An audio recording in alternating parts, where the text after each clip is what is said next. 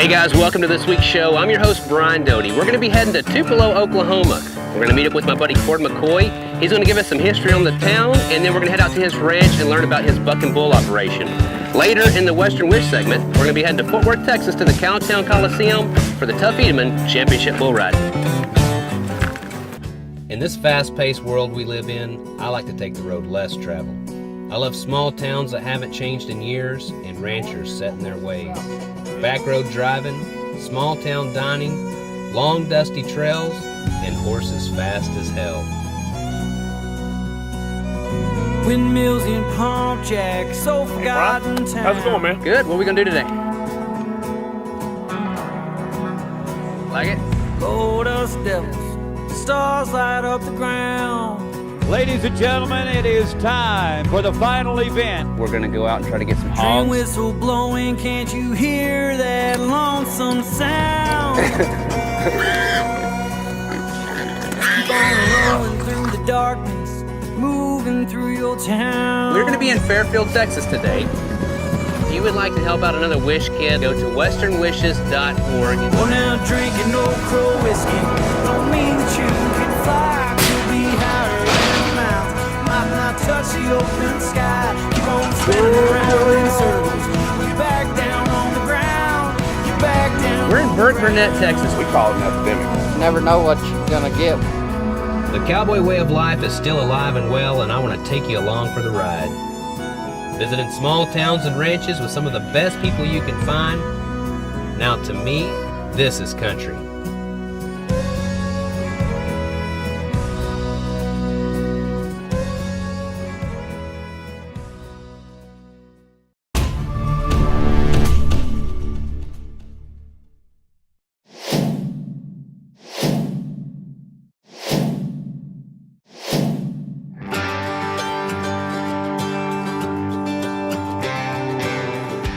Cord, here we are in Old Town Tupelo of what used to be. It's always cool to get, you come to these old towns and sometimes you would just drive right through here and never think anything about it. But, I wanted to, of course, get some history on the town and stuff. And so tell us who you got here to talk to us a little bit about it. Well, I grew up in Tupelo, so it was, always hometown for me. But, after we heard you're coming to town, kind of started digging up, information about, what Tupelo really was, not just the 30 years that I've lived here. Yeah, this is Everett Pickens. His mom and dad owned the store there, the Country Store. And, talking about how long I'd known Tupelo, well, their family, it goes way beyond them. We just kind of dug up more stuff about Tupelo and how far back it really goes. So kind of make the hair stand up on the back of your neck a little bit. You. In history, I love history. So tell us how long your family, how they got here and how long they've been around. Well, my father is a quarter Chickasaw. His grandpa was full-blood Chickasaw. So Trail of Tears stuff and everything like that. He's been here. I don't know. After he graduated college, they bought the Country Store, and Mom's been running it for 37, 38 years. So as soon as my older brother was born, they bought the store, and she's been there every day for 38 years. Wow. Serving Tupelo. Yeah. The funny thing, we were talking about what your family, where they came from.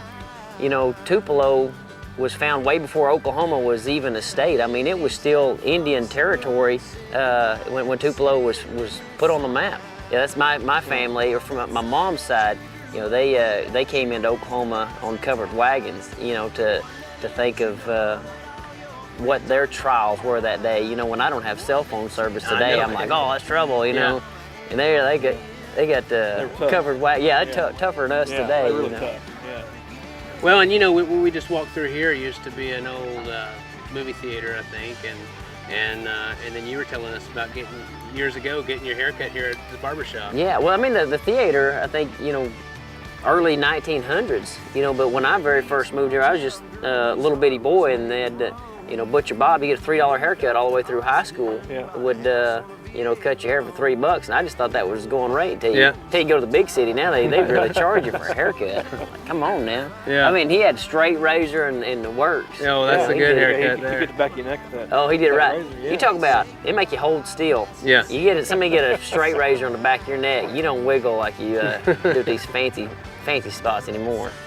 Well, it's neat though to hear, just hearing where your family got here, how your family got here, and then you guys going to school here, raised up here, and still, you and I were talking, you're still learning some of the history of the place. Yeah, here. in the last 24 hours, it kind of brings it alive. I mean, we're sitting here at the corner of 4th and Main, and you read about all there's 2 banks, two different cotton gins, bowling alleys and stuff like that. And I graduated with 13 kids, and what the town was at one time, this was a turnaround for trains, and at the time was huge. Now they can run them both ways or whatever. Sure. Now, but they had to turn the engines around. So to have a turnaround spot, right here in Tupelo, made it a hot town. They thought it was the up and comer. It was between Oklahoma City, Dallas, Tulsa. Like this was the cross section of commerce. Yeah. That they thought Tupelo was going to be it. And you read about read through the history in the early 1900s. They had several fires that would just destroy half the town, and it just didn't get built back up to what it was. But at one time, I'd heard that they had a train station that would load cattle right here in Tupelo, and they had enough pens and water for like 50,000 cattle. And you can't even imagine. A lot of cattle. Oh yeah, it's just huge. And I guess with Boggy Creek, and they had watershed around there that could pipe that much water just to feed that much livestock right here in Tupelo. Well, and talking about the railroad tracks, of course, earlier we come across, and you showed us where the old tracks actually cross where the roads we came in on, and that's just to think though, 50,000 cows to be hanging out right there. That's quite a bit. Yeah, you look at some of the largest feedlots going now. I mean, that's kind of the numbers that they would hold there. So until you have just seen that many cattle in one spot, to imagine, that's huge. Pretty crazy. Yeah. Well, and then your mom had some history over here. What was this over here? That was old Goss's service station. I guess that was probably like 50 years ago that was open. And then over here they have the old jail. Huh? Well, it's neat to come and get to hear stories like that, because like I said, any other time you're going to drive right through someplace like this and not even give this old building a second look and not know any of the history or what went on. So it's neat to go through and be able to talk and get some of that history. And you had mentioned you guys have the store in town and serving up some good lunch, so I think we need to head over there and try out some lunch. That sounds good. My life's a beat up truck on an old dirt road. It's a crying in the rain. When the wind turns cold, it's an empty glass and a love gone wrong. My life is just like a country song. It's like that first kiss when you're holding on tight. When two boys love one girl. Every day there's probably about 30 horses, and here just on the home place is where all the bucking bulls are.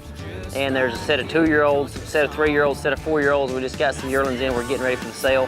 And a lot of the competition bulls actually eat twice a day, just kind of getting them ready for performance. But the rest of the bulls just eat once a day. And so we just kind of start and make a circle every day. Of course, there's 1,000 things to do on the ranch life, but every day, whether it's holiday, snow day, whatever, all the livestock, eats and gets taken care of. So we'll jump in a little Komodo and we'll go feed and look at some of them. Told my world apart, or a high school rebel, pretending that he's strong. Yeah, my life's just like a country song. I spend all my time in these smoky bars on a stage too small. It's for these 2-year-old bulls the dummy goes on them and just stays on them for 4 seconds. And they'll have 4 judges that just judge on how high the bull jumps, how fast he turns, how hard he kicks. So that's why I'll buck one for you here at the house, and I kind of show you a little bit of the training and what they're watching so for. 4 seconds, they gotta get with it in those 4 seconds, or? They do, you know, I know it's a short time, but you know, some of those bulls come by it so naturally. I mean, as soon as the gate opens, I mean, they're giving it all they got. When time's cold, it's an empty glass, and a love gone wrong. My life is just like a country song. My life is just like a country song. My life is just like a country song. I spend all my time in these smoky bars on a stage too small against the neon wall, and with a crowd that just can't stop singing along. My life's just like a country song. My life's just like a country song.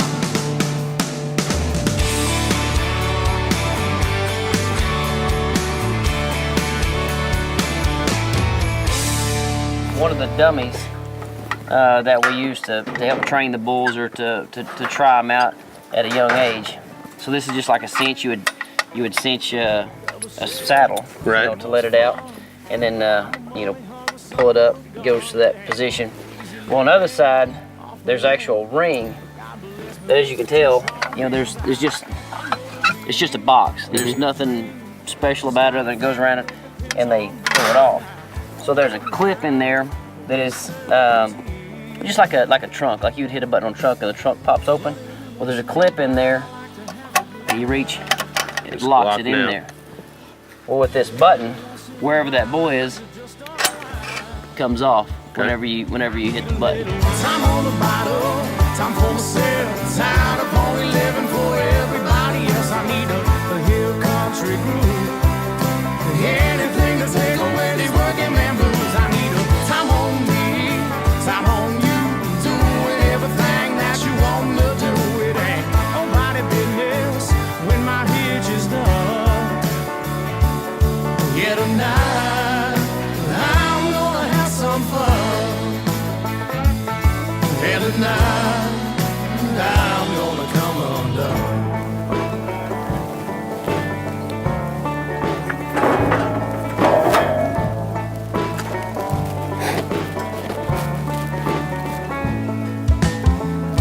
Right, let's see the final product. Let's do it. You ready? Yes, sir. You looking this way? I think he can hear you. Go ahead. 24 hours till I'm out of this Yeah. Just got a family that depends on me. That's what they're supposed to do when it's all said and done, right? Hey, thanks for coming out to the Thank ranch, you, man. I appreciate That was it. a good time. We enjoyed that. Yeah. Well, I'm glad you get to watch him. You know, it's hard to explain to people the dream that you see, like when you're looking at those baby calves in the morning. But when you show up to big events and you kind of see your brand on bulls like that you feel like you sit out here and put so much time and work into it. That kind of makes it worthwhile. That's right. Now, do you have a website or something if somebody's wanting to get into this? Because I mean, I know that you do where you sell a share into the bulls and stuff as well, and you just take care of them if they want to be involved. Lots of just personal trading, but we have McCoyRanch.com. You can go on there. Facebook's the way to go anymore. Oh yeah. Between the Cord McCoy fan page and McCoy Ranch, you can contact us anytime and look at the bulls.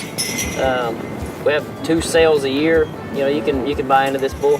Actually, there's a couple from Iowa that own half of this bull, and they've been competing with us for a couple years. So, it's good for them. You can send them videos of the bull doing good, or so they're behind him as much as I am. Well, you got a good operation going, and I know there's a lot of time that goes into it that people don't even, you don't even think. Well, I do appreciate you coming out, and you love to share it.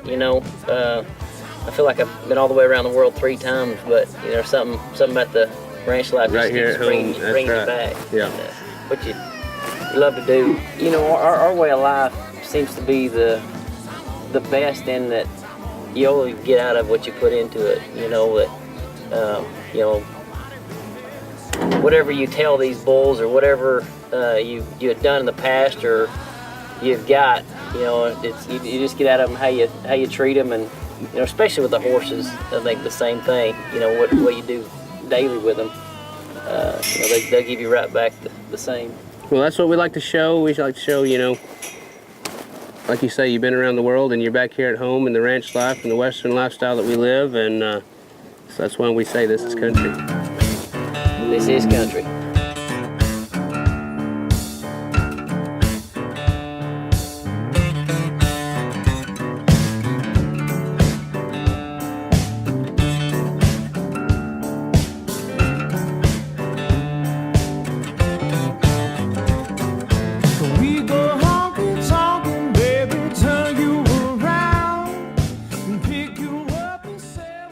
We just finished dinner at Horseshoe Hill with Alex and his family. Now we're here at the Cowtown Coliseum for the Tuff Hedeman Championship Bull Riding.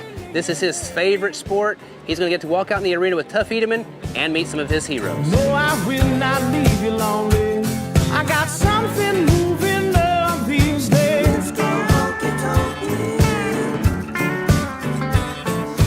Turn you round in circles, baby, combing the floor. Riding on your leg till you're coming for more. And I will not forget the way that you look up into your jeans. And I mean it. No, I will not leave you alone. I got something moving up my sleeve. Well, Sarah, I know being Alex's mom, you've got a lot of things that you've dealt with as a family. And so what I want you to do is just kind of tell me some of the stuff that Alex has gone through. Of course, he's had leukemia. Kind of walk us through and tell us everything, from the early stages, and then we'll get through to where he's at now. Well, Alex got diagnosed with T-cell leukemia when he was 3 years old. And we started down the journey of cancer treatment, and everything seemed to happen really quick. We were making good progress, and about 3 months into it, the doctor said his leukemia is coming back. Well, he's actually still getting chemotherapy, or his cancer is coming back while we're getting treatment. And so that kind of put us into a tailspin where now we're having to search through millions of donors for stem cells to hopefully to save his life. When we went in to do the treatment, the doctors told us he's got about a 30% chance of living through this. So, we're going to enjoy every day, take it day by day. We'll get to transplant, and at that point, it's just 50-50. He'll make it or he won't. So, it's definitely a difficult situation, but he's been resilient. He's had a great spirit through it. We went through 110 rounds of chemotherapy, about 20 spinal taps directly into his back, and 16 rounds of radiation from head to toe. And he has just rocked all the way through it. Now, tell us that, because there's always something that helps get these kids through to deal with what they're going through. So tell us what bull riding was to him. We started taking him actually here to the Fort Worth Stockyards at about a year and a half old. And after the first rodeo, he was hooked. And we had old footage on our iPads, and he would fall asleep watching that. If it wasn't falling asleep watching that, it was falling asleep listening to praise music, because between rodeo and Bible, those are the two things that got him through. Tuff is by far and large his favorite bull rider. He's really disappointed he's not riding tonight. Yeah. But he has a little action figure of Tuff, and he'd just sit there and buck that bull. And that's all he would talk about was bull riding. Well, you can just tell that he is just totally eat up with it, and eager to get out here and see it all and be a part of it. And it's neat to have a kid that has that much interest in something like this, and then to be able to bring them here and see the smile on their face. Yeah, and he knows his days of the week by school day, rodeo, church. That's his whole premise is Friday and Saturday is bull riding, and that's where he wants to be if he can be. Well, I'm sure glad to hear that. And two things you mentioned, just I guess keep him on, watching the bucking bulls and keep that Bible in hand, because that's definitely the route to be on. Hey, those are the three most important days: rodeo, and church. Rodeo, and church. That's how we do it. No, you can't squeeze blood from a stone. Well, we just finished up here at the Cowtown Coliseum for the Tuff Hedeman Championship Challenge. I think Alex had a good time. I had a great time hanging out with him myself, and it was good to meet his parents. I want to say thanks to Grady Spears for taking care of our dinner tonight at the Horseshoe Hill. Also want to say thanks to Cord McCoy. We had a great time hanging out with him up in Oklahoma. If you guys would like to help out with more events like this, you can do so by going to westernwishes.org. Thanks so much for tuning in, and be sure to tune in next week.